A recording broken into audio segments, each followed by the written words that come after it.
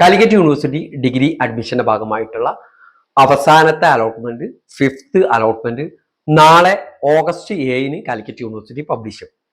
Allotment വന്നു കഴിഞ്ഞാൽ allotment പരിശോധിക്കേണ്ട ലിങ്ക് വേണ്ടവർ ലിങ്ക് എന്ന് കമന്റ് ചെയ്യുക.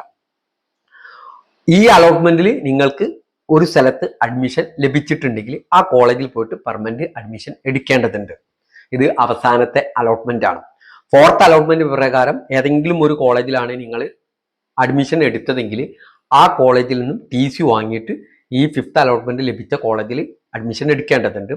ഈ അഡ്മിഷൻ എടുക്കേണ്ട അവസാന തീയതി ഈ വരുന്ന ഓഗസ്റ്റ് 13 വൈകുന്നേരം 4 മണി വരെയാണ്. അതിന് മുന്നോടിയായിട്ട് നിങ്ങൾക്ക് എവിടെയാണോ അഡ്മിഷൻ കിട്ടിയത് ആ കോളേജിൽ പോയിട്ട് പെർമനന്റ് അഡ്മിഷൻ എടുക്കാം.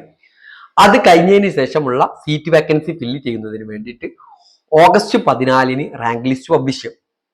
ആ റാങ്ക് ലിസ്റ്റ് പബ്ലിഷ് ചെയ്ത് കഴിഞ്ഞാൽ നിങ്ങളുടെ സ്റ്റുഡൻസ് ലോഗിനിൽ വെയിറ്റിംഗ് റാങ്ക് ലിസ്റ്റിൽ നിങ്ങൾക്ക് പരിശോധിച്ച് കഴിഞ്ഞാൽ നിങ്ങൾക്ക് അപേക്ഷിച്ച കോളേജിൽ എത്രയാണ് റാങ്ക് എന്ന് അതിൽ നിന്ന് അറിയാൻ സാധിക്കും.